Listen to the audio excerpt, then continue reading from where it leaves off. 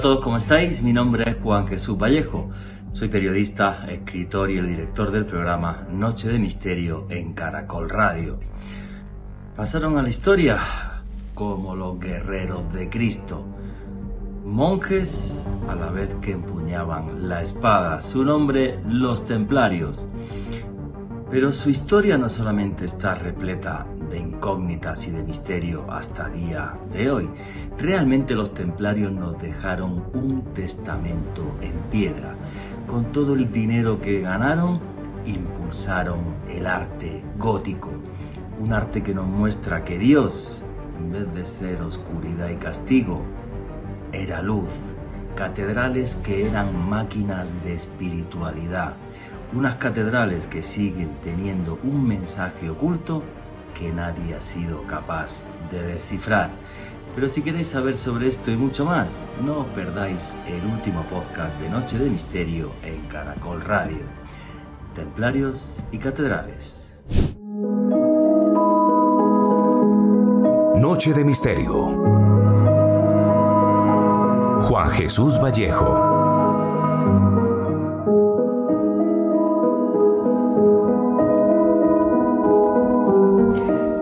Una época oscura en la que el poder de la Iglesia y el de la monarquía aplastaban con las llamas de la hoguera cualquier pensamiento, cualquier idea que fuera en contra de las normas de la fe. Una época oscura en la que el vasallaje sustituyó a la esclavitud que había en Roma. Una época de sombras donde el conocimiento quedó relegado prácticamente a la nada. Y en medio de esa época oscura, de repente, un grupo de caballeros, espada en mano, túnica blanca, cruz roja en el pecho, dieron luz a un mundo de sombras. Pasaron a la historia con el nombre de los Templarios. Y en 2 siglos solamente amasaron una inmensa fortuna y un inmenso poder, con más de 300 abadías repartidas por toda Europa. Y los Templarios dieron luz a la oscuridad y ese pensamiento lo plasmaron en piedra. Cambiaron el concepto que había de alabanza a Dios, crearon e impulsaron todo un nuevo arte, el gótico. Catedrales donde la luz le ganaba a la sombra, donde el pueblo se acercaba a lo divino. Pero aquello, un Dios tan bondadoso, en vez de un Dios oscuro y castigador, molestó a la Iglesia. Eso y el poder del ejército de los Templarios. Y de esa forma es como el Papa junto con el rey de Francia deciden encarcelarlos a absolutamente todos. Pero su final hizo que los Templarios se convirtieran en leyenda. Y así sucedió el 18 de marzo de 1314 en la isla de los judíos, en París, en el río Sena. Allí el último gran maestre del Temple, Jacques de Molay, ese día iba a ser ajusticiado, ya que después de estar 7 años en la cárcel y haber confesado herejía, se retractó. Y por eso Felipe IV, el hermoso rey de Francia, le condenó a la hoguera. Aquella tarde, repito, la del 18 de marzo de 1314, borrachos, niños, prostitutas, comerciantes, nobles, plebeyos, todo París estaba parado delante del cadalso.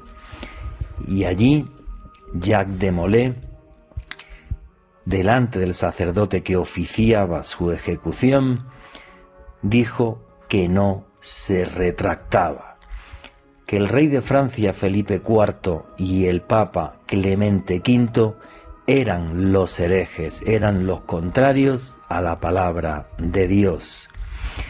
La clemencia era muy sencilla: si se retractaba, debajo de la hoguera pondrían paja húmeda, y esto haría que muriera por asfixia, no por el calor de las llamas. Sin embargo, ante el estupor de toda la gente que estaba mirando, Jacques de Molay se rasgó la túnica y mostró en su pecho una cruz que él había hecho rasgándose su carne, se la había hecho con cicatrices. Miró al público y le dijo a todo el mundo: yo soy realmente el que lleva la palabra de Dios, y por esta injusticia que se está haciendo, tanto el rey Felipe IV como el Papa Clemente V morirán en un año. La gente se escandalizó por aquella maldición. Cuando iban a prender la hoguera, Jacques de Molay lo único que dijo: concederme una gracia, girarme para que lo último que vea antes de morir sea la catedral de Notre Dame, hecha en gótico, financiada por los templarios. La hoguera prendió y la vida de Jacques de Molay terminó. Sin embargo, sus palabras y aquella maldición circularon por toda Europa, y sus palabras se hicieron leyenda, porque a las pocas semanas el Papa Clemente V falleció, y en diciembre de ese año de 1314 murió Felipe IV. Pero no solo eso, en los años venideros sus 3 hijos varones más todos sus nietos varones. Así se acabó su estirpe, su dinastía. La maldición de los templarios los convirtió en leyenda. Yo no sé si fue realmente porque Jacques de Molay estaba con la palabra de Dios, fue casualidad, o el mismísimo Dios el que castigó a Felipe IV y el Papa Clemente V. El caso es que lo que les digo es historia, historia de los hombres, unos hombres que se enfrentaron a las tinieblas en un periodo de oscuridad, unos hombres que intentaron dar luz al pueblo cuando eran sometidos, unos hombres que nos dejaron un legado en piedra que a día de hoy todavía puede leerse por los iniciados. Sean ustedes hoy iniciados en el arte de leer la piedra, las antiguas catedrales que se crearon como máquinas para unir al hombre con la luz y con Dios. Buenas noches, noctámbulos. Mi nombre es Juan Jesús Vallejo. Los que queráis seguirme en redes sociales, mi Twitter es @JuanGVallejo, Juan J.E. Vallejo. En Instagram y en Facebook, Juan Jesús Vallejo. Y esto es Noche de Misterio. Y aquí lo que hacemos es periodismo de misterio. Nosotros os ponemos los hechos encima de la mesa y vosotros decidís qué hay detrás y qué no. La historia de los templarios, los monjes guerreros caballeros de Cristo que transformaron Europa en tan solo 2 siglos, que nos dejaron un legado en piedra que a día de hoy todavía puede leerse por los iniciados. Para los que os guste el periodismo de misterio, que sepáis que hay un canal de YouTube que se llama Oculto tras la sombra. Todas las semanas sacamos podcasts y vídeos en ese canal de YouTube, y además también comentaros que en mis redes sociales, en Twitter y en Facebook, podréis ver, pues que hay un tweet y también en Facebook un post donde hablo de un viaje que estoy organizando para ir a recorrer los lugares sagrados y del temple en el Camino de Santiago este año. Tenéis toda la información, repito, en mi Twitter y en mi Facebook para ir al Camino de Santiago este próximo mes de julio. Y además también mañana hacemos una charla sobre mensajes extraterrestres, el señor Alejandro Bernal y yo, aquí en Bogotá, en La Candelaria. Para todo aquel que se quiera apuntar, toda la información en mis redes sociales. Los caballeros de Cristo, espada en la mano, túnica blanca, cruz roja en el pecho, fueron hasta Tierra Santa, regresaron a Europa y transformaron el viejo continente. Una sabiduría que fue condenada como herejía y todo su legado fue destruido por la hoguera. Aún así, ese mensaje en piedra será eterno. Y arrancamos ya sin más dilación. Alejandro Bernal, amigo, compañero, ¿qué hay? Buenas noches, ¿cómo estás? Buenas noches, Juan Jesús. Un saludo para usted, para todos los oyentes que se suman a la señal de Caracol Radio en este momento, ya sea a través de el radio, de sus dispositivos móviles y demás. También un abrazo enorme para todas las personas que nos escuchen en diferido a través del podcast que estamos publicando todos los jueves en la noche, a través del canal de YouTube de Caracol Radio. En esta oportunidad, Juanje, convocados por un tema que nos han pedido mucho en las redes sociales, continuamente nos habían hablado mucho, que trajéramos, que exploráramos el tema de los templarios, y hoy va a ser una noche imperdible para todos los que amamos los enigmas de la historia y el lenguaje de los iniciados. Muy bien, amigos, si te digo la palabra templarios, ¿qué es lo primero que se te viene a la cabeza? Jacques de Molay. Jacques de Molay, la maldición de los templarios, es que fue brutal. O sea, el tipo dijo, en un año estos dos van a morir porque los herejes son ellos, yo defiendo la palabra de Dios. Y murieron en mucho menos de un año, y en el caso de Felipe IV, sus 3 hijos varones. O sea, una cosa increíble, o sea, una historia que es fascinante, no es leyenda, es historia, ¿vale? Que quede bien claro, está súper contrastado, sí, y súper documentado. Que este programa, como siempre, vamos apretaditos de contenido. Hemos entrevistado a Francisco Contreras, más que amigo, mi hermano, autor del libro La Guía Mágica del Camino de Santiago, de la editorial Planeta, uno de los mayores conocedores, no solo del Camino de Santiago, sino del legado de los templarios para el mundo. No iba a decir para Europa, pero hay que decir que para el mundo, del legado de los templarios y de la magia de las catedrales. Entonces quiero que nos acompañéis en esta entrevista, que es pregrabada, pero el programa es súper en directo como siempre, y vamos a responder a vuestras preguntas. El poder de los caballeros de Cristo que transformaron Europa arrojando luz en medio de las sombras. La entrevista con Fran comienza así. Richie, ¿me pones el audio número 1, por favor?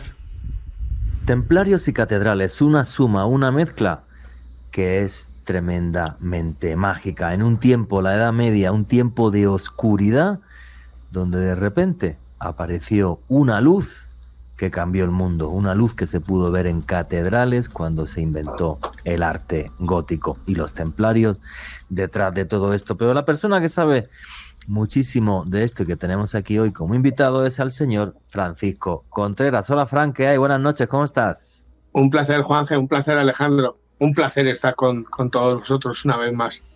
Bueno, pues Fran, es que no necesita ya casi que presentación, ha estado varias veces aquí en Noche de Misterio, es periodista, es escritor y es el autor de la guía del Camino Mágico de Santiago, la guía que compila y recopila todas las historias y curiosidades y misterios del arte que hay detrás del Camino de Santiago. Lo comenté al principio del programa.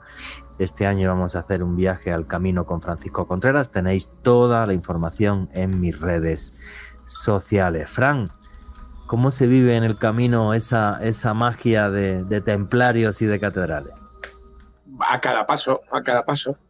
Fíjate que son claves del Camino de Santiago del siglo XXI, pero el camino tiene muchos siglos de historia. Desde que allá en el siglo IX un eremita viera unas luces, hoy lo llamaríamos ovnis, en los cielos, y apareciera la que es supuesta tumba del apóstol Santiago, han pasado muchas centurias, muchos siglos. El Camino de Santiago del siglo XXI, que renace en los años 80 del pasado siglo XX, tiene diferentes claves. Todo el mundo tiene una imagen arquetípica o tópica o típica del Camino de Santiago como un mochilero, un viajero, un aventurero que va con su mochila, con sus botas y hace kilómetros y kilómetros y kilómetros. Y no es así para nada. Disfrutando de la naturaleza, de la gastronomía española en cada uno de sus territorios, pero de la experiencia de compartir con personas que vienen desde diferentes partes del mundo. Pero hay una serie de claves que parece que se han olvidado y que son las genuinas, son las que cimentan el camino mágico. Yo en la guía y en ese viaje que vamos a hacer, ahora os cuento algunas de esas claves. Y esas claves, por ejemplo, son la arquitectura. Una forma de entender el pasado es mediante la contemplación de sus obras de arte, y una de las grandezas del Camino de Santiago encuentra su mejor expresión en la arquitectura, que junto a la literatura, la música y la pintura eran las llamadas artes herméticas, heredadas de ancestrales saberes de las filosofías y religiones orientales, griega y egipcia. Y otra de las claves está en una de las órdenes religiosas de caballería que en la vieja Europa, que en Europa dominaron esa Edad Media. Digo, si no una de ellas, porque hubo muchas en el Camino de Santiago, la primera, la que gestó ese concepto de caballería, ¿no? La de los templarios. Ellos fueron los que crearon el concepto de monje guerrero.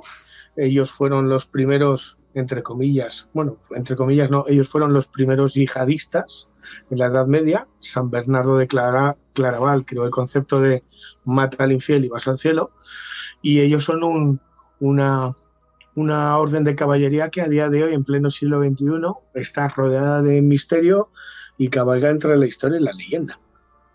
Vamos a meternos en eso, si os parece. Bueno, en 1118 fueron 9 caballeros, a la cabeza de ellos Hugo de Payens, que salen desde Francia, van a ver al rey Balduino en Jerusalén, y el rey Balduino le cede para que ellos se queden el lugar, el monte Moriah, donde están las ruinas del antiguo templo de Salomón. A día de hoy, en ese monte Moriah, tremendamente sagrado, sagrado por las 3 religiones más importantes del mundo monoteístas, que son el Islam, el judaísmo y el cristianismo. Bueno, pues esta gente se establece en las ruinas del templo de Salomón, excavan el templo, y eso está claro porque una compañía de ingenieros británica en 1925, cuando llega a Jerusalén y excava el templo, encuentra debajo objetos templarios. Nadie sabe qué es lo que encuentran en el templo, pero esta gente, de repente, estos 9 se regresan a Europa, pues digamos que le rinden obediencia al Papa, y esta gente pasa de tener pocas abadías a 350 abadías en tan solo 50 años. Yo creo que no hay ningún ejemplo otro igual en la historia de la Iglesia, de una orden que acapare tantísimo poder y se expanda tan rápido en tan poco tiempo. O sea, aquí la clave es, y yo creo que el misterio es, primero los templarios, vamos a hacer templarios y luego las catedrales. El misterio de los templarios es, ¿encontraron algo debajo del templo de Salomón que cambió su visión sobre la figura de Jesucristo? Esta es la clave, porque luego en 2 siglos más tarde les condenan por herejes, tienen que salir corriendo de Francia muchos y acaban en Escocia, que eso ahora después lo contamos. ¿Encontraron algo? Esa es la gran cuestión. Alejandro Bernal, Francisco Contreras, ahí tenéis el micrófono. Juanje, Alejandro primero. Juanje, yo siempre he pensado que es muy enigmático este hallazgo de los templarios, y yo recuerdo que esto es algo que hemos hablado con Juan Jesús detrás de micrófonos en muchas oportunidades. ¿Será que quizás pudieron hallar un portento como lo que sería el Arca de la Alianza, que de por sí es probablemente, si es que la encontraron, quizás la reliquia más importante dentro de la historia del cristianismo? Y junto a esta, ¿qué otros tesoros, qué otros hallazgos tan importantes para la iconografía religiosa en Occidente? Bueno, cuidado con esto, porque el arca, más que una gran reliquia cristiana, es el objeto de poder por excelencia del pueblo judío. Si a día de hoy se encontrase el arca, no sé, en Etiopía, por ejemplo, que algunos piensan que está en Etiopía, esto sería un incidente internacional importante, porque el gobierno de Israel la iba a reclamar en el minuto 1. Y con mucha más razón que si la reclamase el Vaticano, que mucho después sí que no tiene absolutamente nada que ver con el arca. Mira, pues antes de que entre Fran, mi opinión. Yo creo que nos obsesionamos con lo que encontraron debajo del templo, y lo que yo creo, y esto es una hipótesis que jamás podré probar, es que los templarios, cuando llegan a Oriente Medio, son capaces de encontrar textos que nos hablan de la vida de Cristo y de un Jesucristo igual que el que aparece en los evangelios. Una persona que es amor, que es luz, que es paz, y que en algunos textos quizás pudo dar claves para saber cómo tenía que ser su iglesia. Una iglesia que no correspondía a lo que estaba haciendo la iglesia de Roma, porque hay que decir que en la Edad Media la esclavitud que había en Roma, en la antigua Roma, se sustituyó por el vasallaje, que era una forma de esclavitud un poco más refinada. Bueno, hay incluso películas que van de esto, como Estigmata y tal, porque en el Archivo Secreto del Vaticano hay textos que hablan de la vida de Cristo que no sabemos qué contenido tienen. O sea que incluso el Vaticano se reserva eso. Entonces, esa es mi hipótesis, porque es increíble cómo esta gente impulsa un nuevo arte que es el gótico, donde de repente Dios es luz, y la luz además ilumina tu alma y te ilumina tu interior, y hay un cambio tremendo en la concepción de cómo se tiene que alabar a Dios en sus templos, que son las catedrales.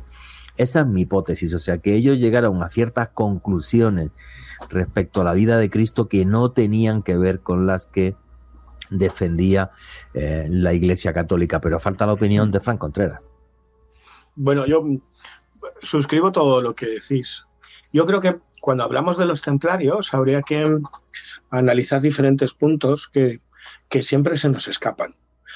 Ellos siguen cabalgando entre la historia y la leyenda. Su origen es en sí mismo un misterio. Esos 9 caballeros, esa compañía, como si fuera la del Señor de los Anillos. Si no se sabe el nombre de la mitad, no sabemos ni el nombre de la mitad. Claro, está Godofredo de Bisol, Payén de Montdidier, André de Montbar, Arcibaldo de Saint-Amand, Hugo Rigard, Hugo de Payens y Godofredo, que son la cabeza más visible, ¿no? 9 caballeros que ya habría que empezar a entender siempre de una forma histórica. Luego nos metemos en el mundo del misterio y los vacíos que hay. Tras la primera cruzada, predicada por Urbano II ante el avance del Islam en Europa y la toma de Jerusalén por los cristianos, una guerra santa, y esto es importante decirlo, en la que participó no solo la nobleza, sino que también el pueblo. En el año 1099 fueron muchos los que decidieron quedarse ahí, en Tierra Santa. Y es ahí, en ese contexto histórico, donde nace la Orden del Temple, donde nace esa comunidad de 9 caballeros.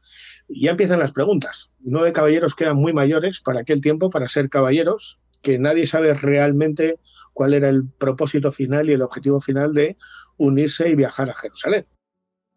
Todo un misterio desde su comienzo, porque de los 9 que fueron solo se conoce el nombre de 5. ¿Quiénes fueron aquellos caballeros que encontraron así? Y la entrevista con Fran Contreras continúa así. Richie, el audio número 2, por favor. Bueno, el fin era proteger los santos lugares y los caminos de peregrinos a Tierra Santa. Pero ya empiezan luces y sombras porque eran muy mayores para ser caballeros y guerreros. El segundo lapsus que te da para enigmas y misterios y que hace que se genere toda la literatura que tenemos, todas las películas y todas las teorías es ¿qué demonio? Primero, ¿cómo consiguen establecerse al lado de la cúpula de la roca? Nada más llegar. Claro. En las cuadras. Y durante 10 años, ¿qué hacen ahí? Porque no hay ningún tipo de documentación durante una década de qué es lo que hacen allí. Si encuentran algo, si excavan, nada, absolutamente nada. Fíjate que no es hasta 1129 cuando, una década después de su nacimiento, de estar en Jerusalén, se celebra el Concilio de Troyes, y es cuando la Orden del Temple y los caballeros templarios son reconocidos oficialmente, avalados por Bernardo de Claraval.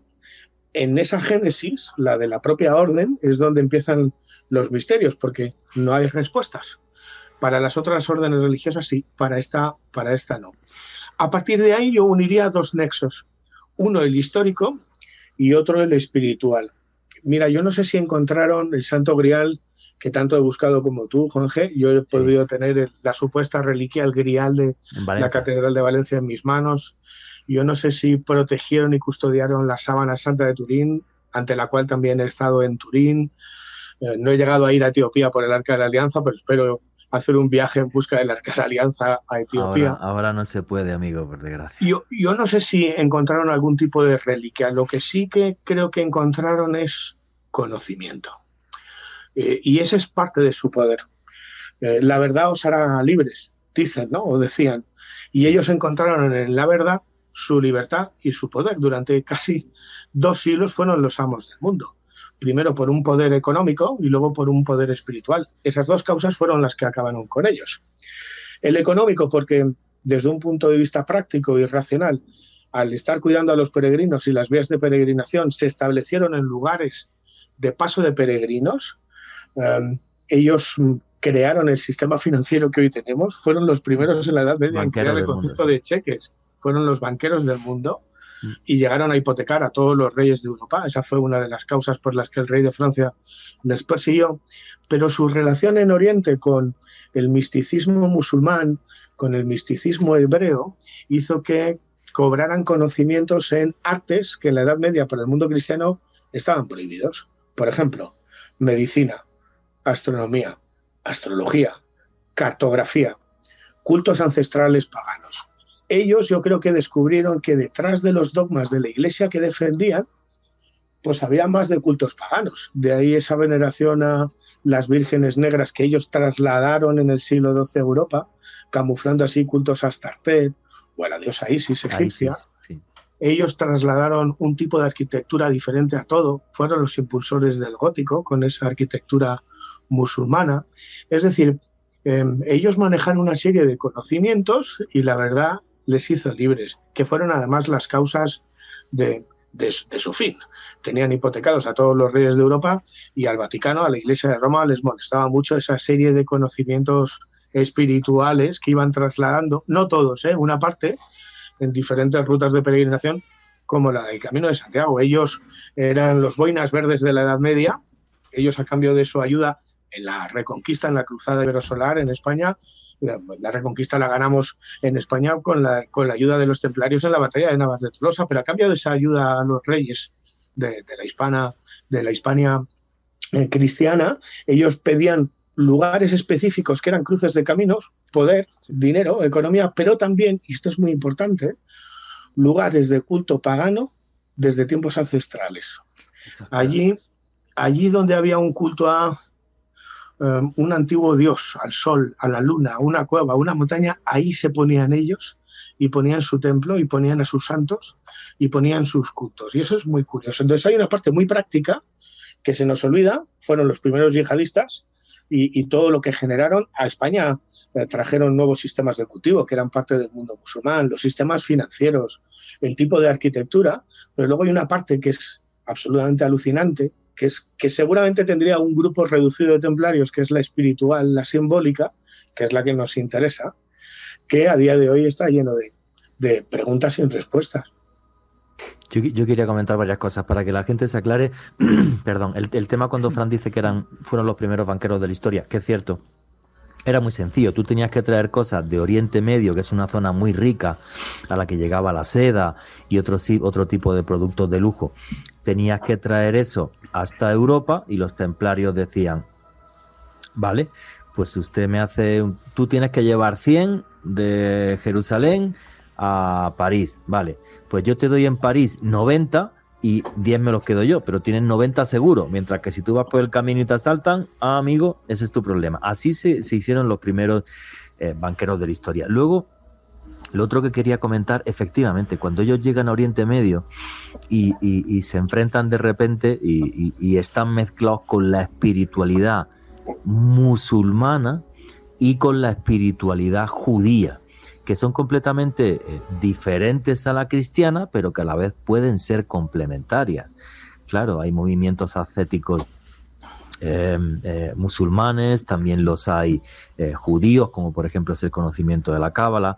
Entonces, claro, crean una espiritualidad diferente. Clave. Y la camuflan, Juanje, y la camuflan, ¿eh? Y la camuflan, sí, claro, dentro del mensaje oficial.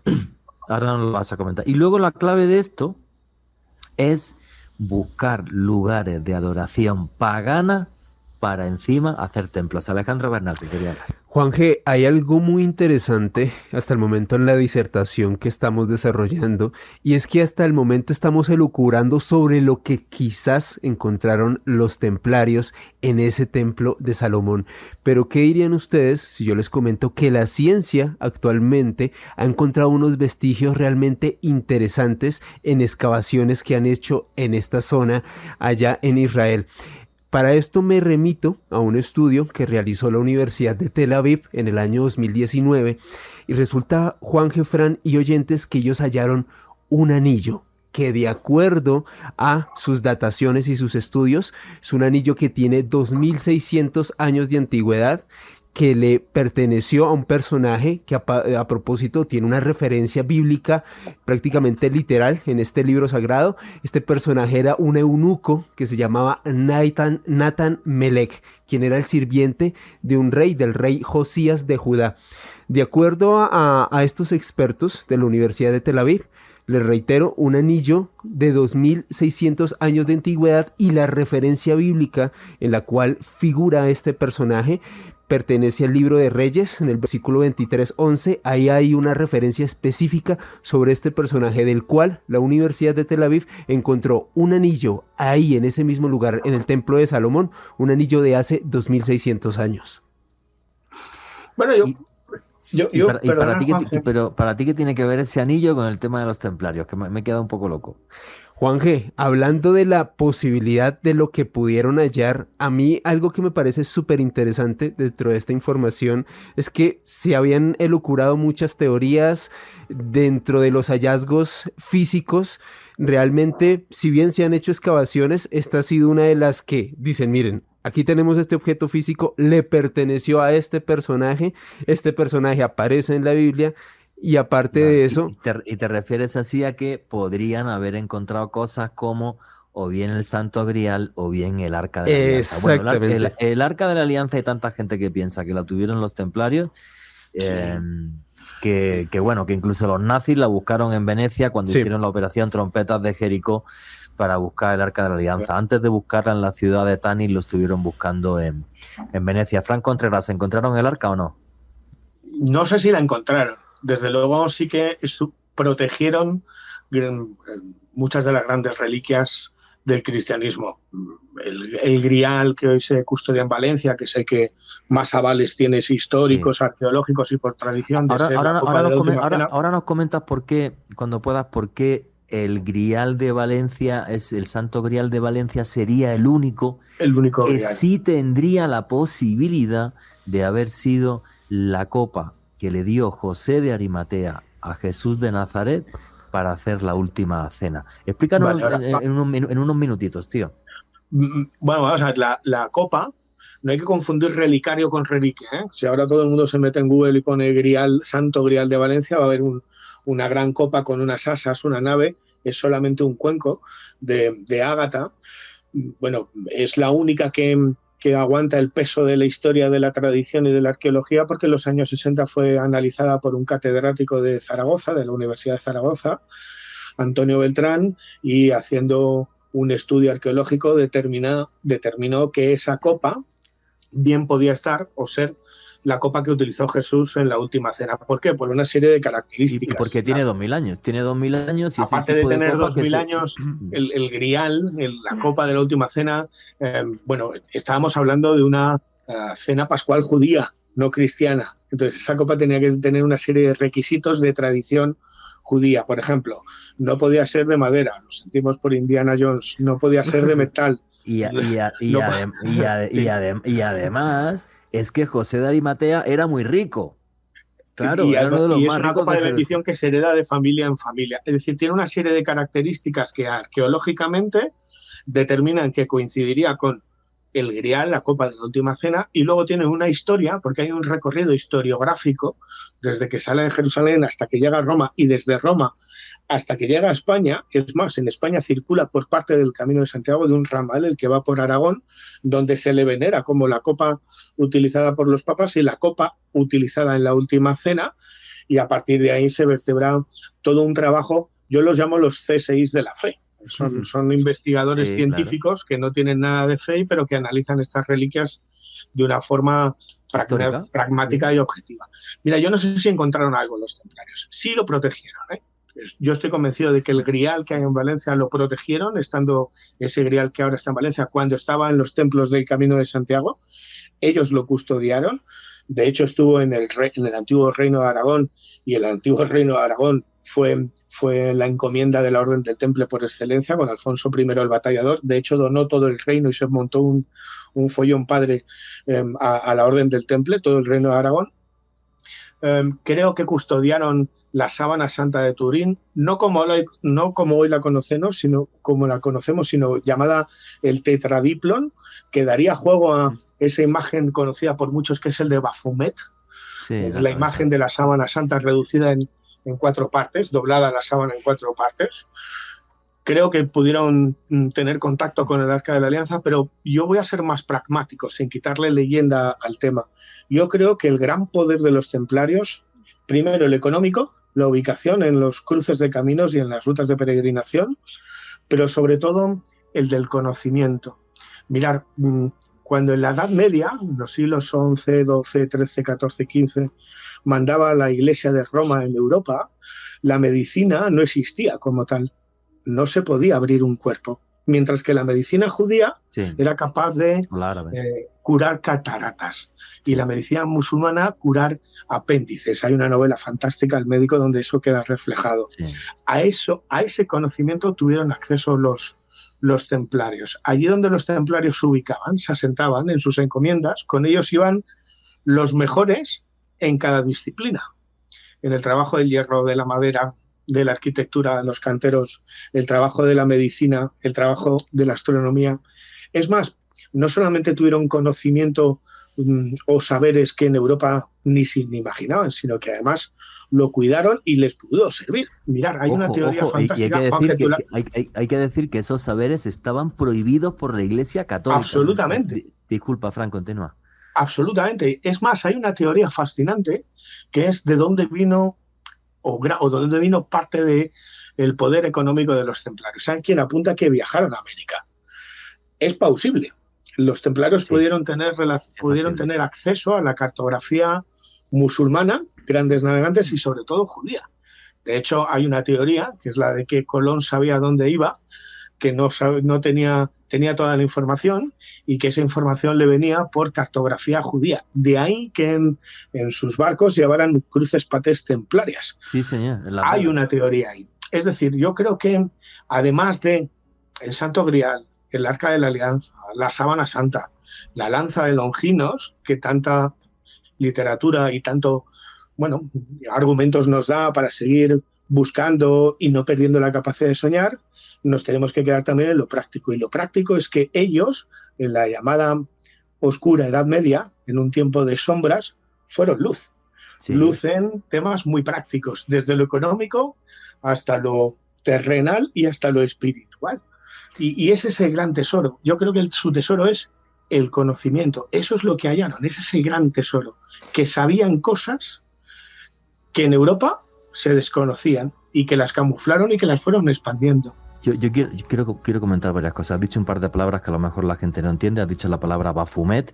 Un Baphomet es que en algunas iglesias templarias, en una de las puertas, pues hay una cabeza de piedra que no está claro qué simbolismo tenía o para qué se utilizaba. Que luego la iglesia, cuando les hace el juicio, decía que era un símbolo satánico y bla, bla, bla, bla, lo cual es una soberanía. Sí, adoradores del diablo, les llamaban. Estupidez. Y has dicho la lanza Longinos es la lanza con la que se atravesó el costado de Cristo cuando estaba en la cruz. A día de hoy, la supuesta lanza de Longinos está en el Museo de Viena, si mal no creo, en Austria. ¿Sí? Entonces, ahora quiero hablar una cosa y quiero además que Fran nos lleve a viajar. Voy a hacer yo primero un pequeño viaje con la imaginación para que nos sigáis todos y luego quiero que haga uno Fran Contreras. Yo solamente he visto 2 lugares templarios en mi vida. Uno es la ermita del Cañón de Río Lobos, que está en Soria, aunque yo no he estado ahí. Es un lugar, fascinante, completamente mágico. He estado varias veces además. Es por qué buscaban sitios así en esa comunión con la naturaleza. De repente es una visión del cristianismo que no he visto nunca. Y sí tuve la suerte de entrar y recorrerme y de filmar la iglesia de la Veracruz en Segovia. Y tengo que decir que es alucinante. O sea, es una iglesia en la que tú entras, las iglesias templarias siempre tienen 8 lados, son un octógono, porque en función del número 8 se creó el templo de Salomón, donde ellos estuvieron en Jerusalén, o sea, las piedras hablan.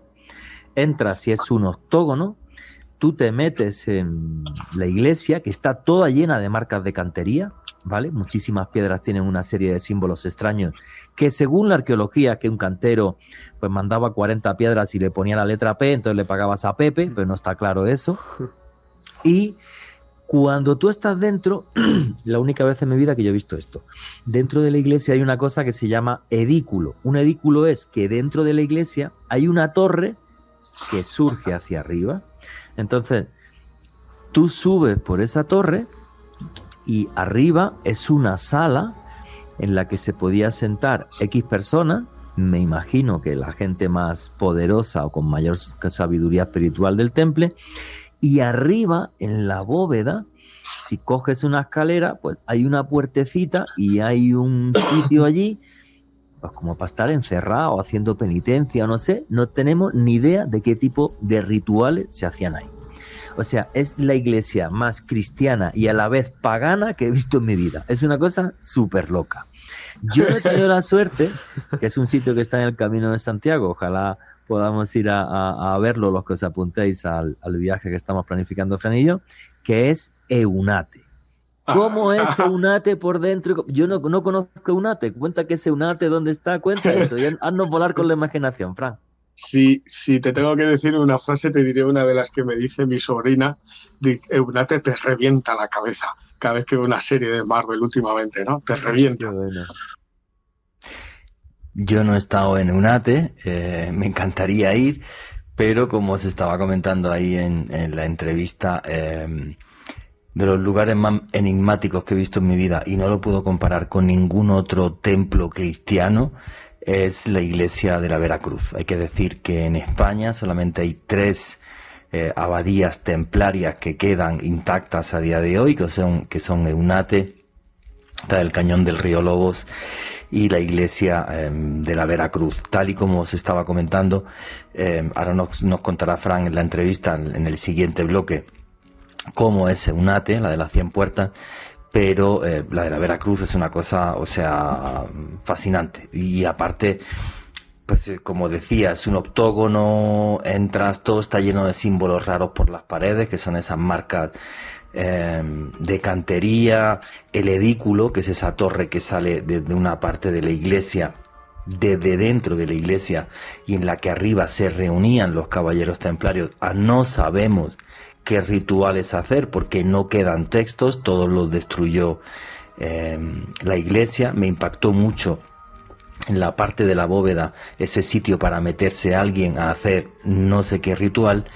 Y luego también es muy impactante, rodeando la iglesia, tienes en roca zonas donde se nota perfectamente una figura humana, y es porque ahí hubo tumbas de caballeros templarios, pero no están los cadáveres a día de hoy. Todo fue saqueado, todo fue destruido. O sea, realmente la iglesia católica sí se esforzó, el antiguo Vaticano, en destruir todo lo que tenía que ver con los templarios, que esto es muy curioso, porque si se los hubieran liquidado solamente por el tema de la plata y quedarse con su fortuna, vale, pero ¿por qué se esforzaron tanto en destruir lo que era pura y duramente templario? O sea, catedrales como Notre Dame o Chartres o otras que los templarios pusieron la plata y que era para que fuera una gran muchedumbre,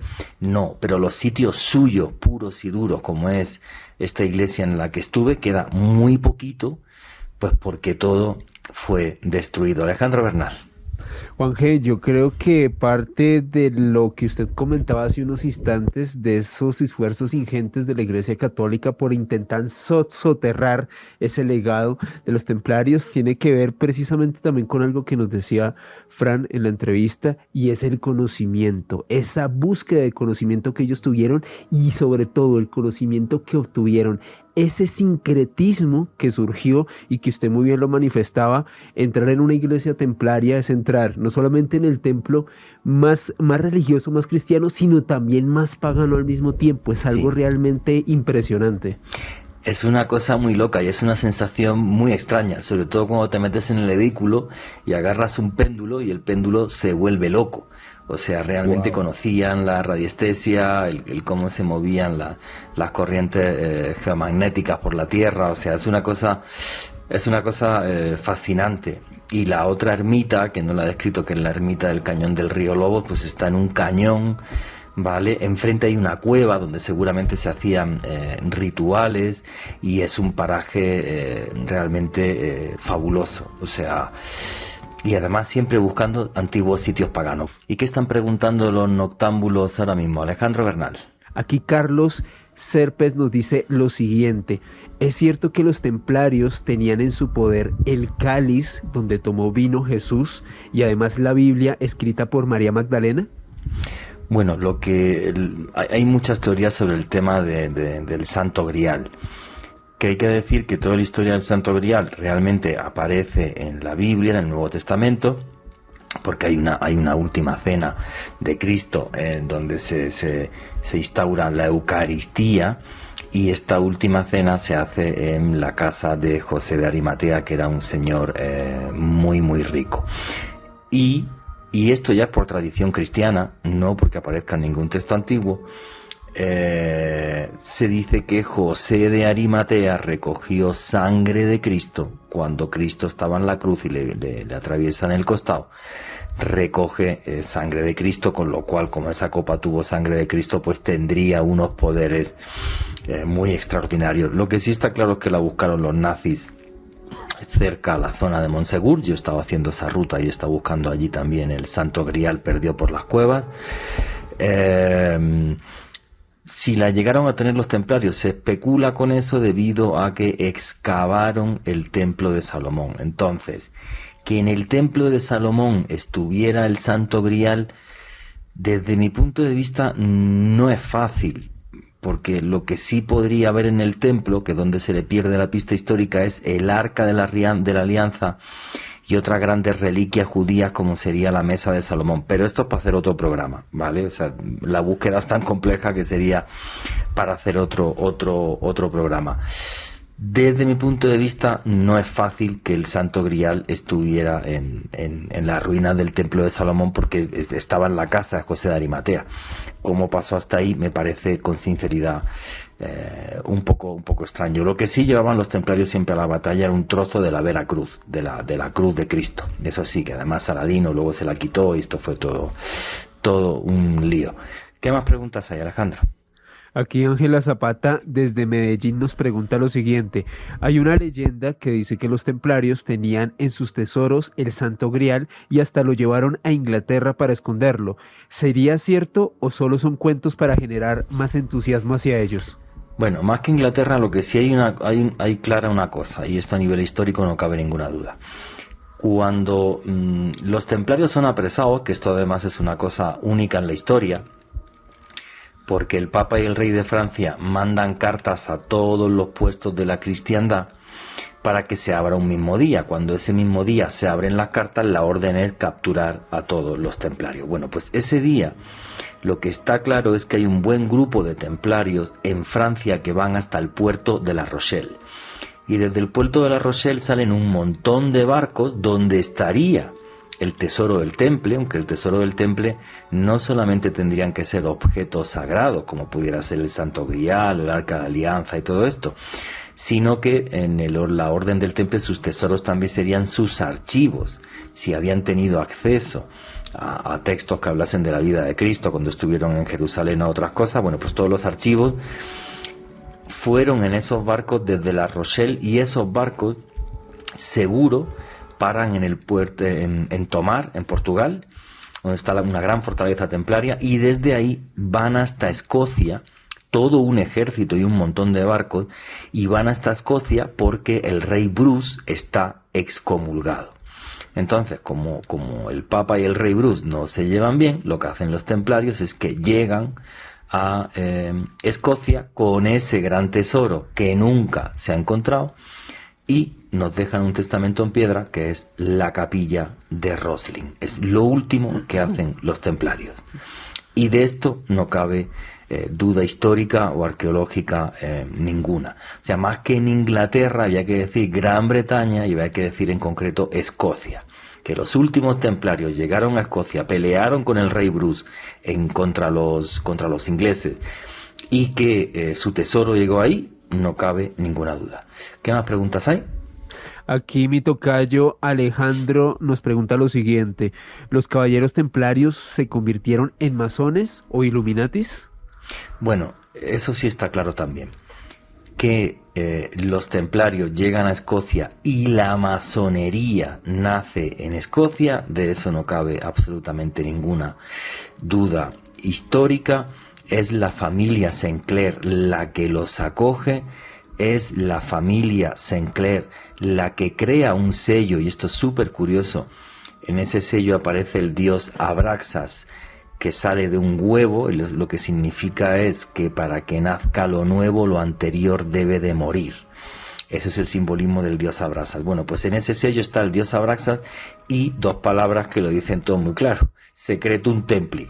O sea, más claro que el agua. El sello lo podéis buscar en Google, está por muchos sitios. Secretum Templi. De esto no cabe absolutamente ninguna duda. Bueno, para que os hagáis una idea, los Sinclair son a día de hoy, en pleno siglo XXI, los únicos que son maestros masones y los líderes de la masonería escocesa, en este caso, por herencia. El mayor de los Sinclair siempre es el líder de los masones en Escocia. Y luego una cosa muy clara para entender lo que tenía que ser la herejía templaria y parte de esa herejía. Los masones ya no son cristianos. Los masones son deístas. El deísmo significa que la experiencia de cada uno con Dios es única, personal e intransferible. Se adelantan muchos siglos a lo que hoy día es esto de la New Age, que nace hace un siglo, donde ya en vez de decir, no, es que soy judío, musulmán, cristiano o budista, no. Voy cogiendo elementos espirituales que bueno, pues que me vibran, que están en función de mi carácter, de mi alma, de mi espíritu, de lo que soy. Creo que no hay mejor ejemplo de eso que un servidor que, si me haces una radiografía, llevo en la mano izquierda un anillo con símbolos de las líneas de Nazca que son peruanos, en la derecha llevo una runa vikinga, llevo un mangay de la isla de Pascua que es oceánico en el cuello y un tatuaje maorí en el hombro derecho. Entonces, claro, pues cada uno busca símbolos de espiritualidad que a él le den paz y crea su propia espiritualidad. Que esto es lo que hace que cada vez haya menos católicos y menos cristianos y menos musulmanes y menos de todo. Se llama deísmo, si vamos a la filosofía. Los masones son los que realmente impulsan esto, ¿vale? O sea, créate tu propia espiritualidad y no sigas ninguna prefijada. Estábamos hablando de UNATE, una de las iglesias más enigmáticas del mundo. Y la entrevista con Francisco Contreras continúa así. Bueno, Santa María de Unate está ubicada en la provincia, en el territorio de Navarra, de Nafarroa, en el valle de Valdizarbe, y al igual que Ucero, Cañón de Río Lobos, que has comentado, o Veracruz, es un templo marcado por los templarios, un templo que te revienta el cerebro, la mente, y sobre todo que te hace explotar con los sentidos. Está en medio de la nada, apartada de todo.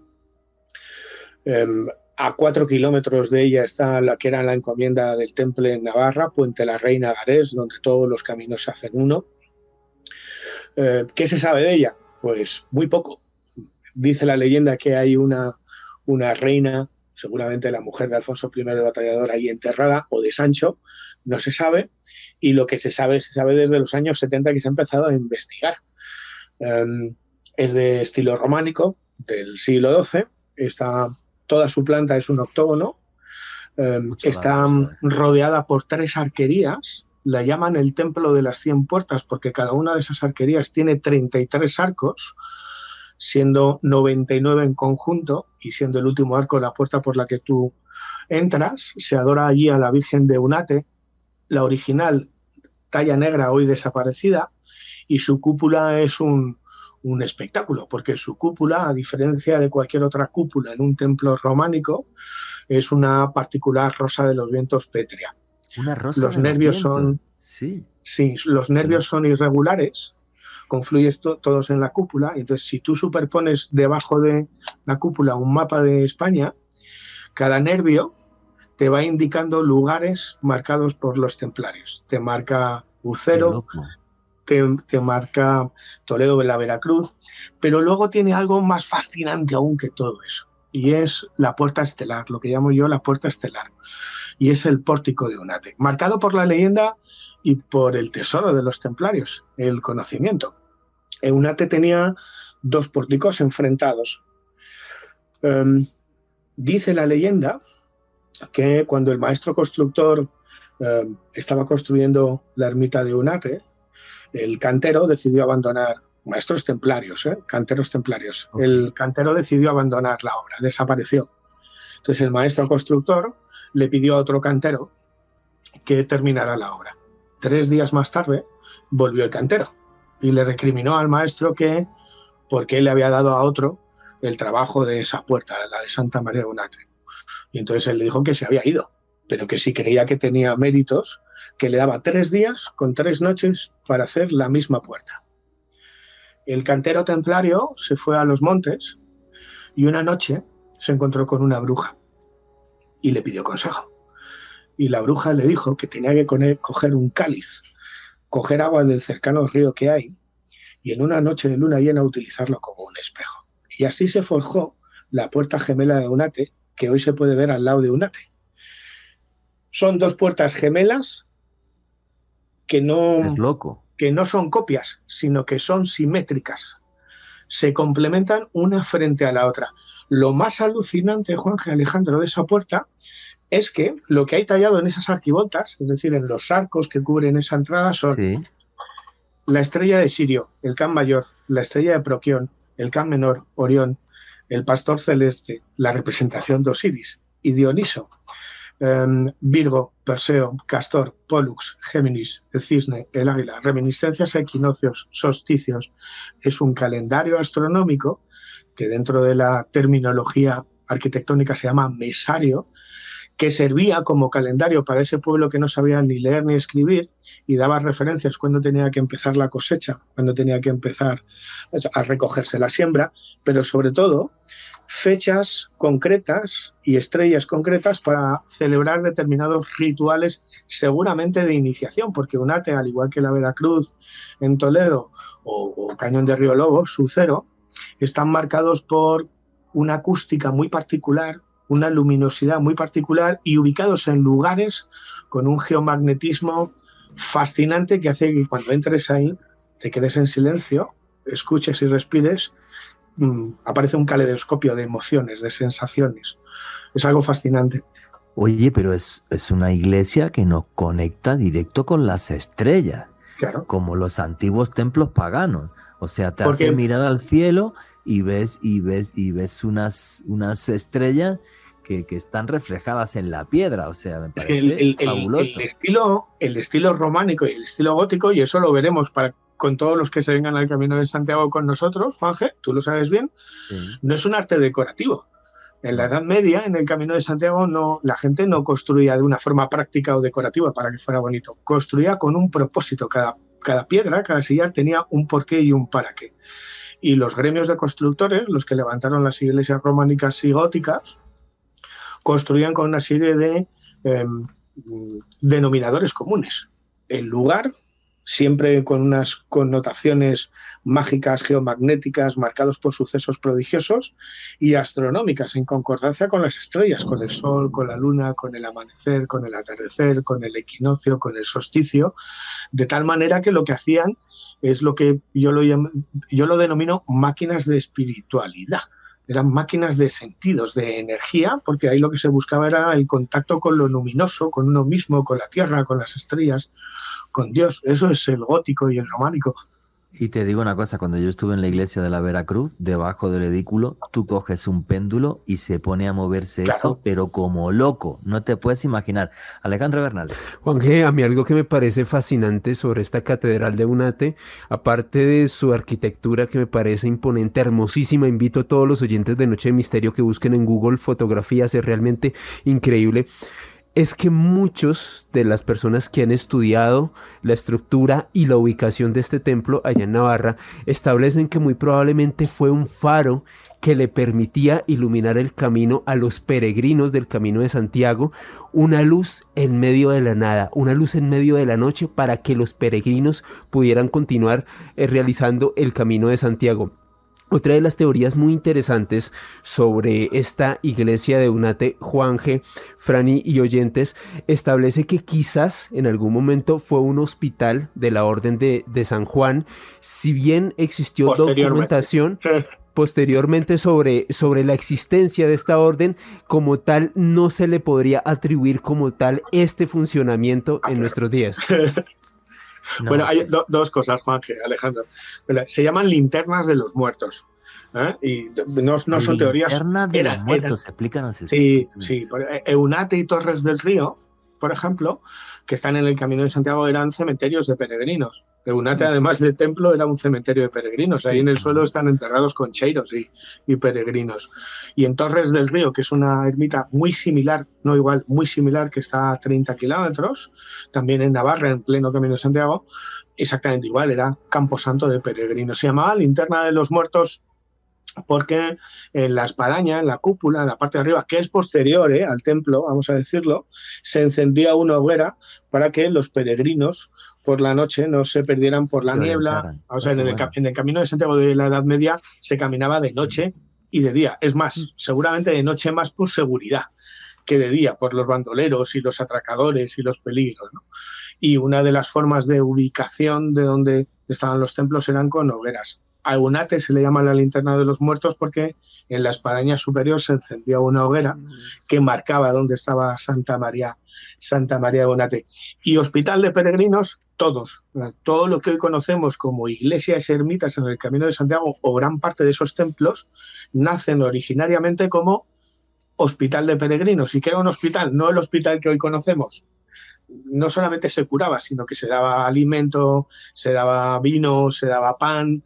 Es decir, el concepto hospital era como una especie de albergue moderno o de hotel para los peregrinos de forma religiosa. Eunate era eso, y Eunate es mucho más, porque Eunate, fijaros, hay una cosa muy curiosa en Eunate, y es que si tú miras hacia el altar, donde está la Virgen, en el ábside, es de forma octogonal, pero tiene un ábside. En ese ábside, si juegas con los nervios, es decir, las filas de piedras que unen con la cúpula, lo que te vas a encontrar es algo de lo que estamos hablando ahora. Te encuentras una de sus cruces. Los templarios utilizaron diferentes cruces. Una de ellas es la Tau. Y la Tau es la representación de la Tet hebrea, la novena letra del alfabeto cujo y la novena de Sefirá, el símbolo asociado a la sabiduría heredada de la tradición cabalística.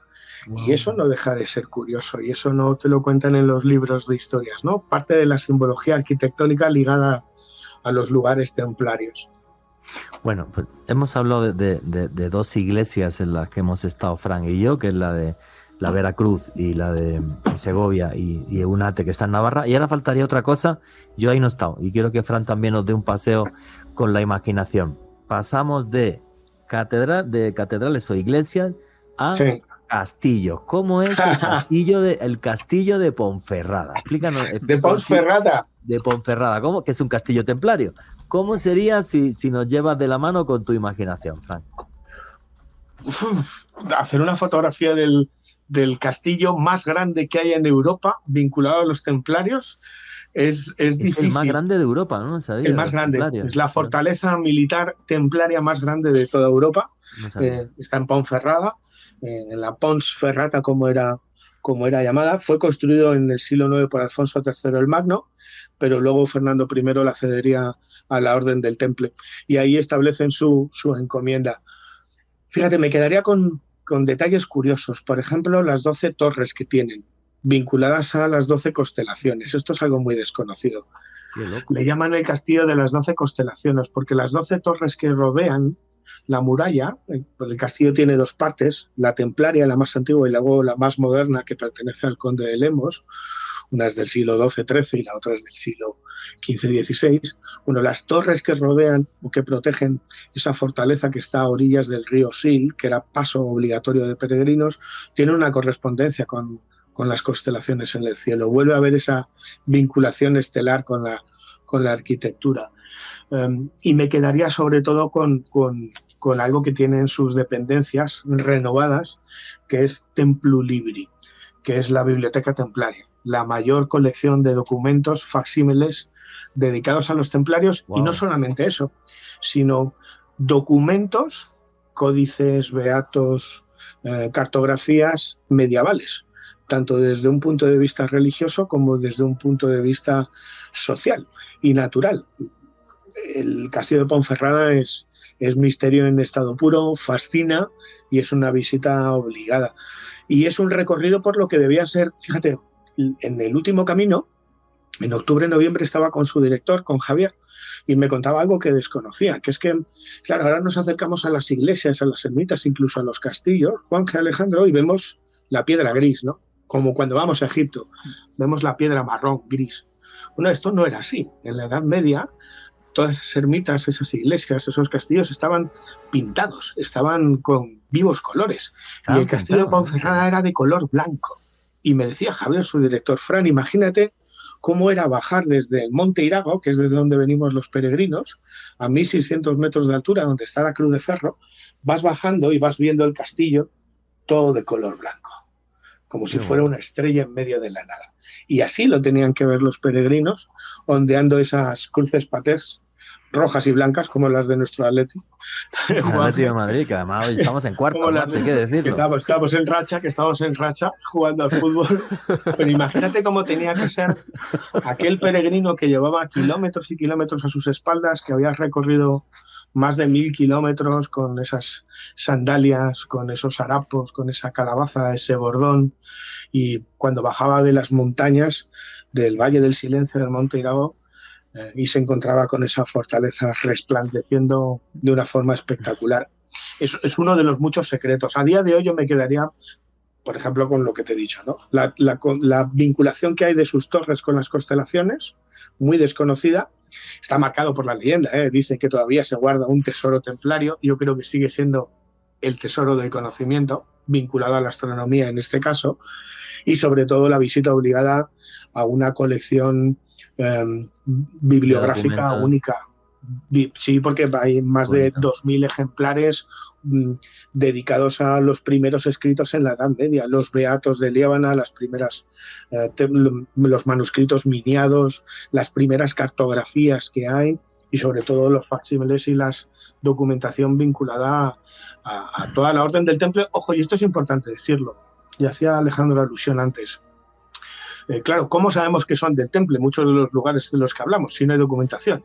Ese es el problema, que es que del Temple no quedó nada. No, lo destruyeron todo.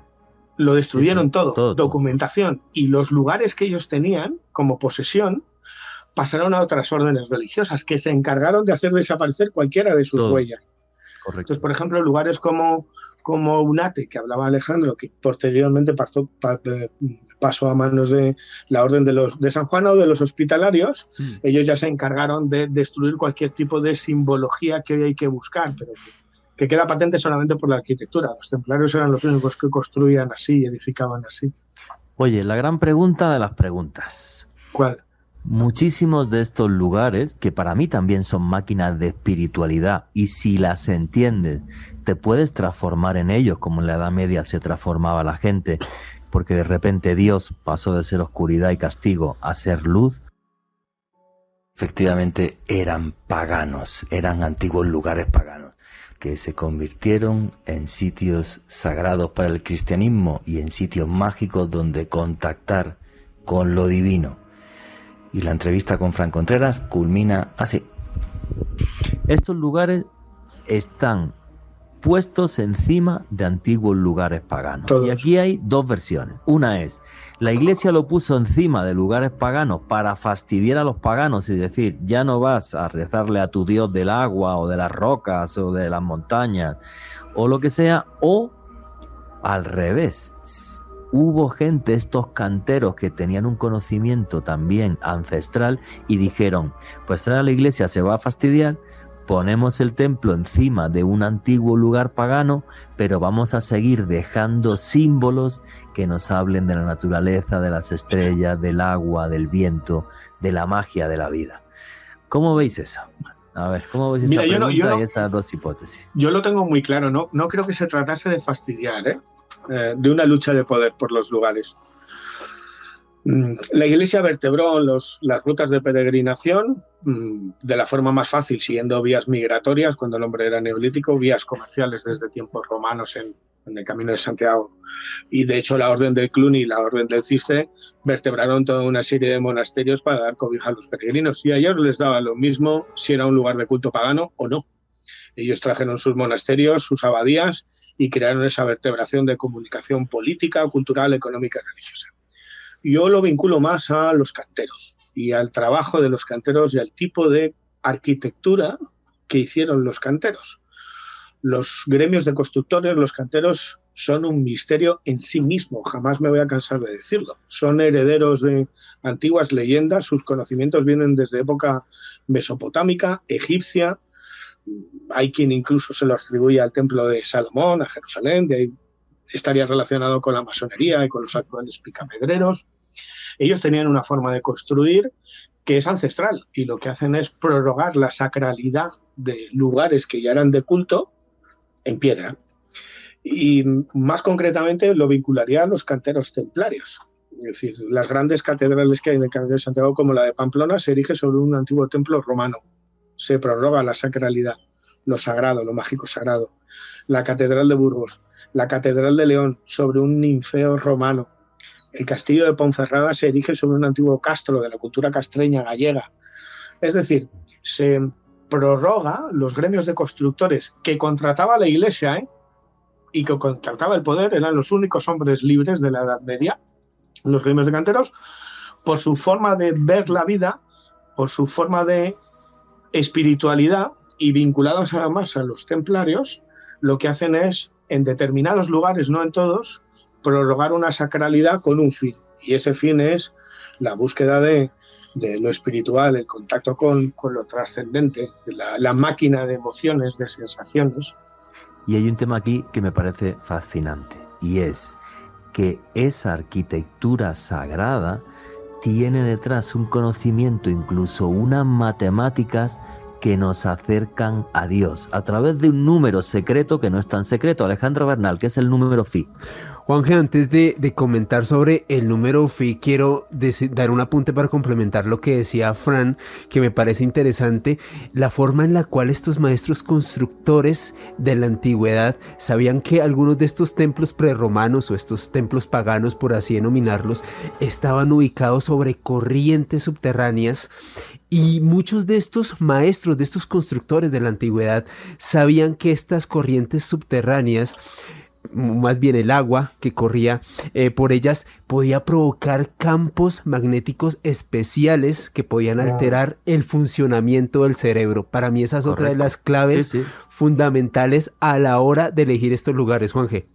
Sí, efectivamente. O sea, las líneas Levy, las corrientes de energía de Gaia, de la madre tierra. Ya lo que en los años 90 ya hablaba de la tierra como un organismo vivo, claro. Y diferentes culturas a lo largo del tiempo y en todas las partes del mundo.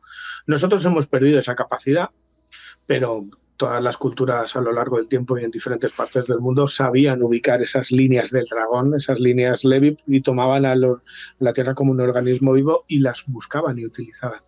Claro, y además una cosa, es que España es un país clave para entender cuál es el poder de los zahoríes.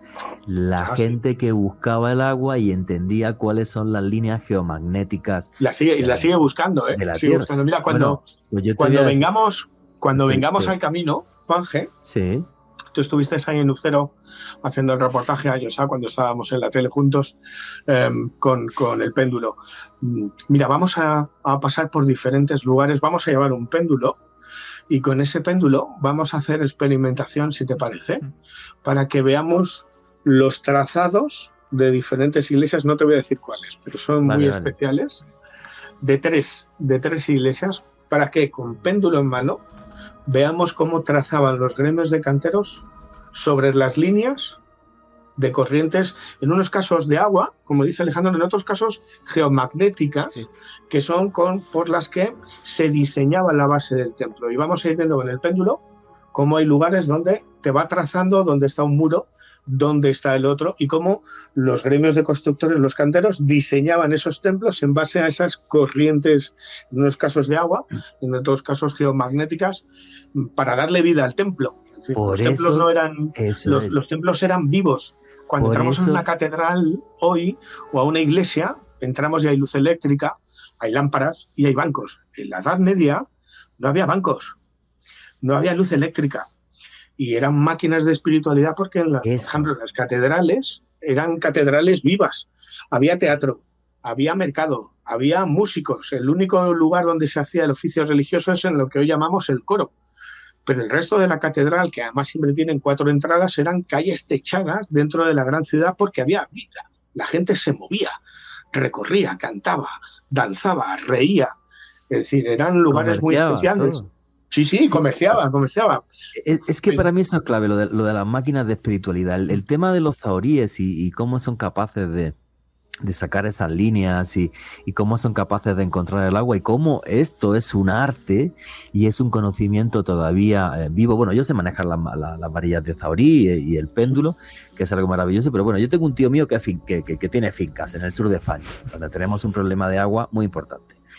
Y a mí mi tío, que se ha gastado un poco de plata en esto y tiene amigos que tienen muchas fincas, siempre me dice igual, ni ingenieros, ni vainas, ni nada. Hay un tipo Sí. allí en Granada, en el sur, que va el tipo con las varillas, pim, pim, pim, pim, pim, pim, te sigue la línea donde está el agua, te saca el péndulo, le da un golpecito al péndulo y te dice al final, el agua está a 17 metros y te van a salir 3 litros por segundo. Y no falla. Es así, no es así.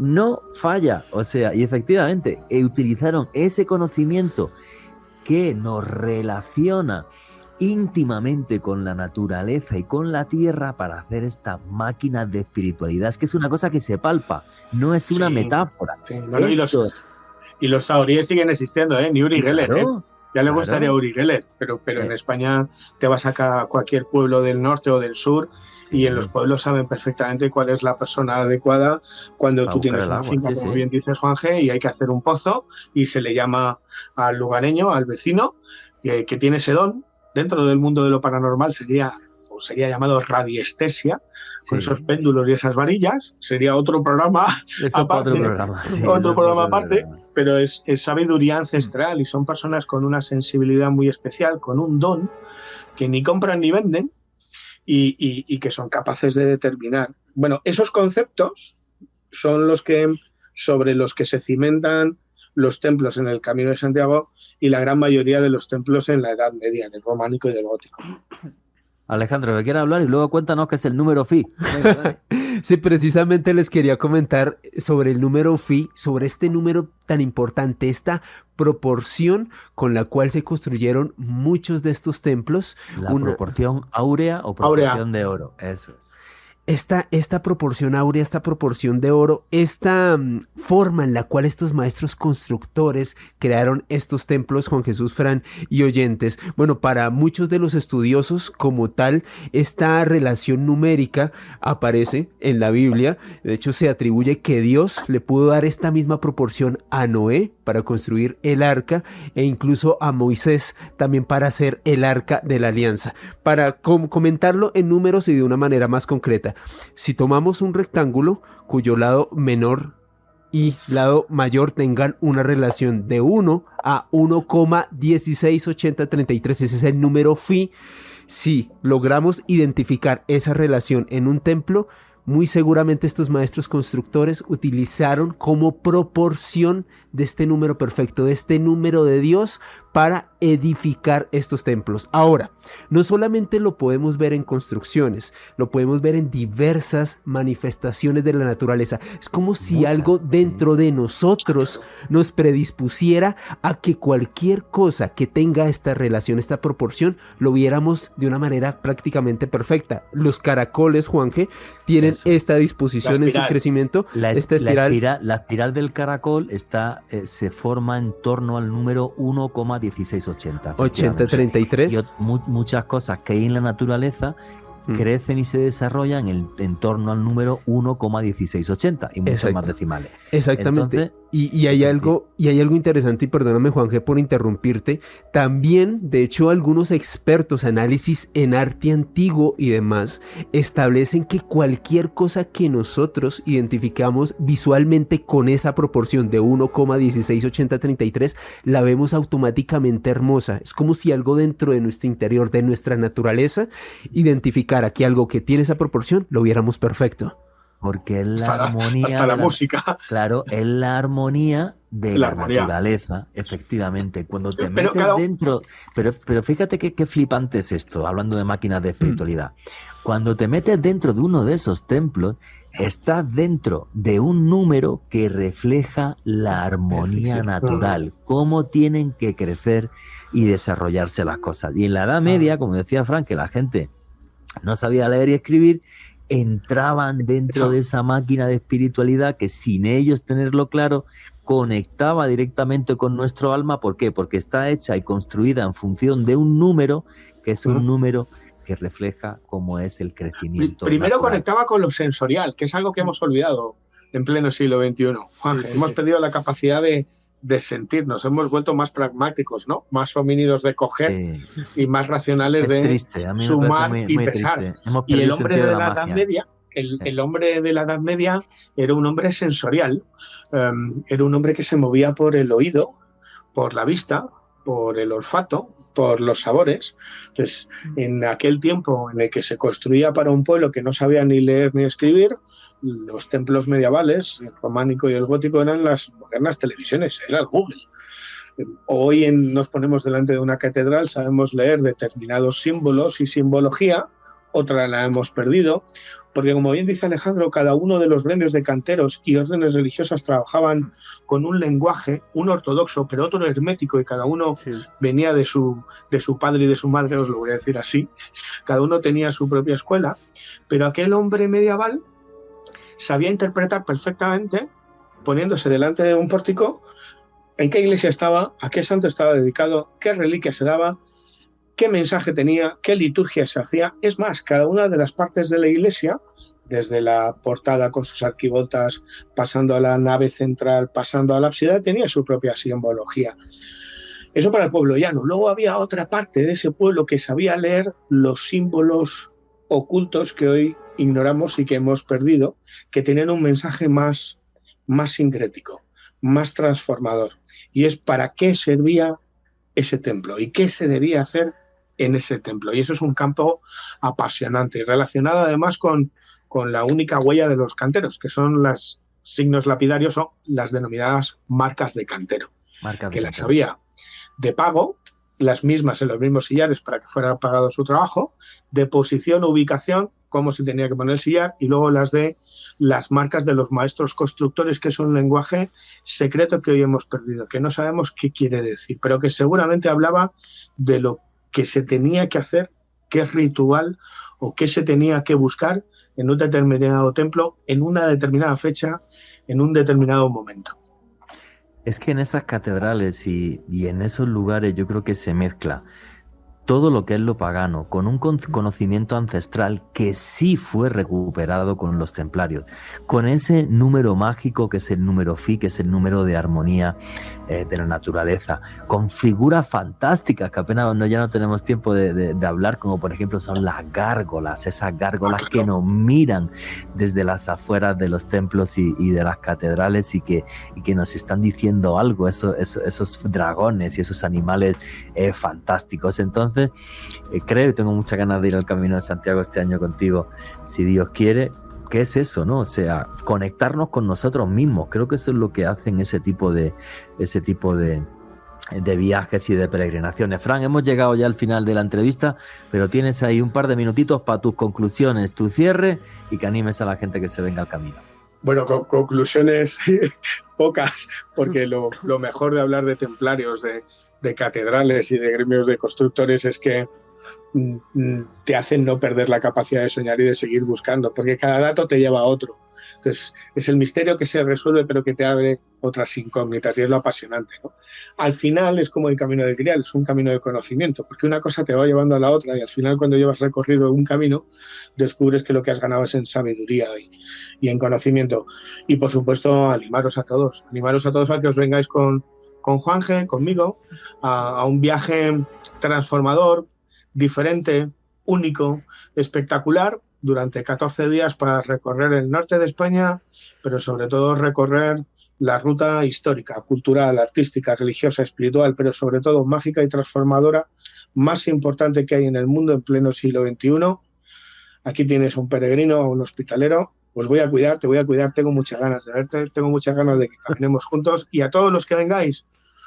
Bueno, es difícil lo de prometer algo, ¿no? Yo creo que os diré una cosa, nadie dice he viajado al Camino de Santiago. Volveréis a casa diciendo soy peregrino, he hecho el Camino de Santiago, que es lo que decimos todos. Qué bonito, y que la vida sea un eterno camino de búsqueda, de sabiduría y conocimiento. Siempre. Amigo, un abrazo muy muy fuerte. Ultrella Chusella, que dicen los peregrinos, más allá y más arriba, buen camino, buena vida, un placer, Alejandro, Juanjes, siempre estar con vosotros. Hasta pronto, hermano. Después de escuchar la entrevista, qué ganas me dan de caminar y de ir otra vez a investigar como hacía antes, mil y un misterios, ¿no? Bueno, creo que de vez en cuando puedo lo sigo haciendo. Hace pocas semanas tuvimos aquí un podcast con entrevistas que hice en Leticia, y sobre el fenómeno OVNI las tenéis en el canal de YouTube Oculto tras la sombra. Pero sí, es una maravilla, porque por mucho que uno investigue y estudie, hasta que no vas al lugar no lo entiendes, ¿no? Cuando estás en esos templos y los investigas, como me pasó a mí con el de la Veracruz en Segovia, realmente te enamoras de ese arte del gótico y de un conocimiento del que se perdió prácticamente casi todo, que es el de los templarios. Nos dejaron, eso sí, su legado en piedra, con esas catedrales góticas y con las muy pocas iglesias que quedan templarias en toda Europa. Alejandro Bernal, ¿qué preguntas y comentarios hay por parte de los noctámbulos? Juan, antes que nada, un saludo muy especial para Erika Abad, quien reporta sintonía desde Abu Dhabi, los Emiratos Árabes. Nos envió una foto por interno, un abrazo enorme para ella. Un fuerte abrazo para ella y un fuerte abrazo a todos los hermanos latinoamericanos que nos escuchan desde diferentes lugares del mundo. Ahora mismo estaban escribiendo en Twitter desde Argentina, de Estados Unidos, desde Panamá.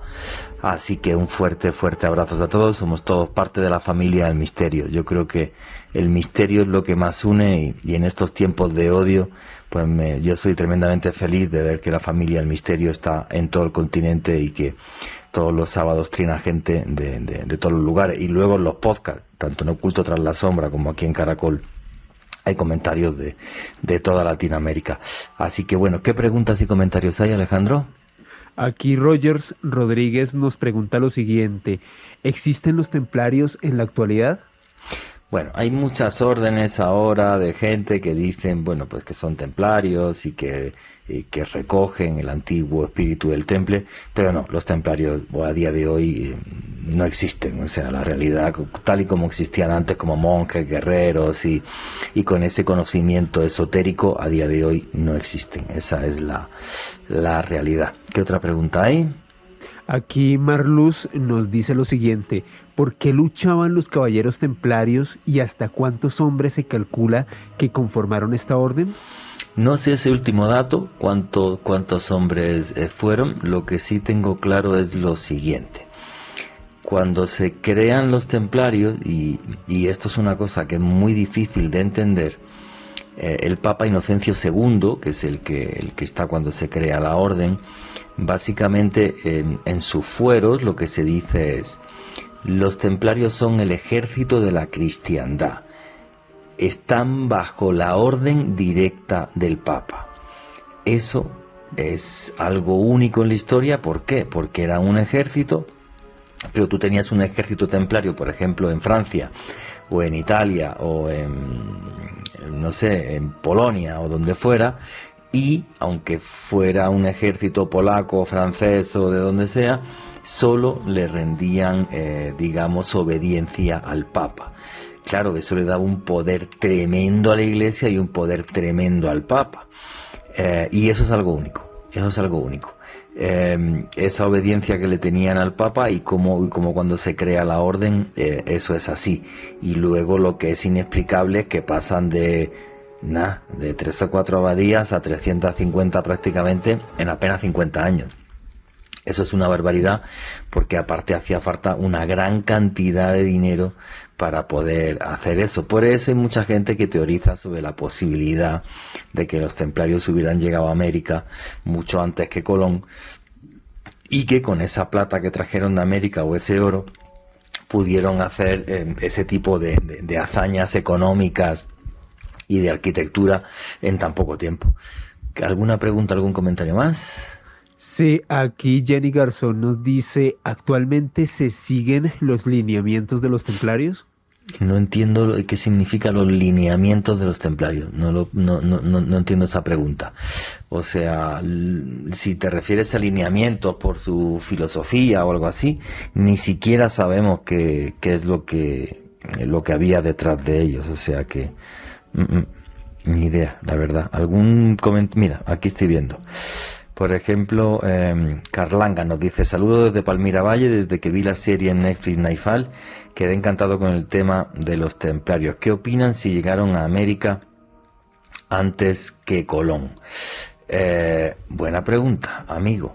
Hay una cosa muy extraña, y es que Cristóbal Colón llevó taús templaria dibujadas, pintadas en las velas.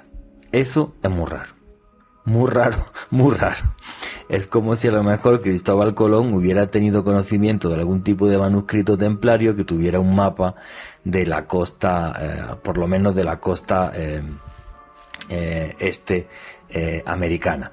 Eso es muy muy raro. Y luego en la capilla de Roslin, en Escocia, aparece en un arco lo que tiene toda la pinta de ser una mazorca de maíz. Y eso también es muy extraño, porque no existía el maíz, obvio, en el momento en el que se construyó la capilla de Roslin. Entonces también eso es muy extraño. Es más, hay incluso quien defiende que realmente el tesoro de los templarios se escondió en Oak Island, en Canadá, en la isla del Roble, donde apareció un pozo tremendamente extraño que nunca se supo quién hizo esa maravilla de la ingeniería, que a día de hoy hay hasta una serie de televisión que lleva no sé cuántas temporadas con el tema del pozo de Oak Island. Bueno, faltan 3 minutitos para que lleguemos al final. Alejandro Bernal, tus conclusiones y tu cierre, que hoy tienes tiempo, que siempre estás en 40 segundos, pues no, expláyate ahí sin miedo. No, Juanje, feliz de tratar siempre este tipo de enigmas históricos en nuestro programa, porque creo que va muy de la mano de un lema que hemos tratado de abanderar aquí en Noche de Misterio, y es que el misterio es cultura, y creo que es hermoso construir cultura a través de este conocimiento, de la curiosidad. Y me quedo con algo que hablábamos con Fran detrás de cámaras, y que también hizo parte de la investigación que pude desarrollar durante la entrevista, y es cómo a través de estos templos, de este testamento en piedra que dejaron los templarios, a través de estas imponentes catedrales góticas, cómo se buscaba encontrar la luz a través del arte de estas representaciones, pero no solamente una luz material a través de estas imponentes construcciones, sino también despertar la luz en el interior de todos aquellos que las visitaran y despertar un conocimiento vedado a todos aquellos iniciados que sabían interpretar los símbolos que hay en estos templos. Para mí es gran parte de esa magia que nos legaron los templarios hasta el día de hoy, y a mí me pueden seguir en Facebook, Twitter e Instagram en @alebernalpress con @s. Muchas gracias, amigo.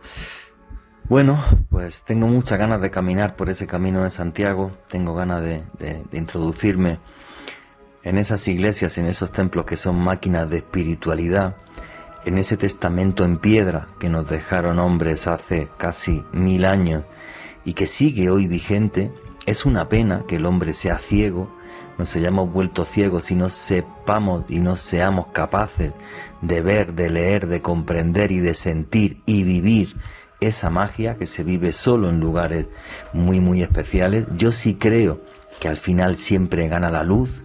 Yo sí creo que fue la mano de Dios la que castigó a Felipe IV el Hermoso y al Papa Clemente V, pues porque cuando alguien está en contacto con la luz y es capaz de comunicarlo, por mucho que se empeñe en las sombras, siempre acabará ganando el conocimiento.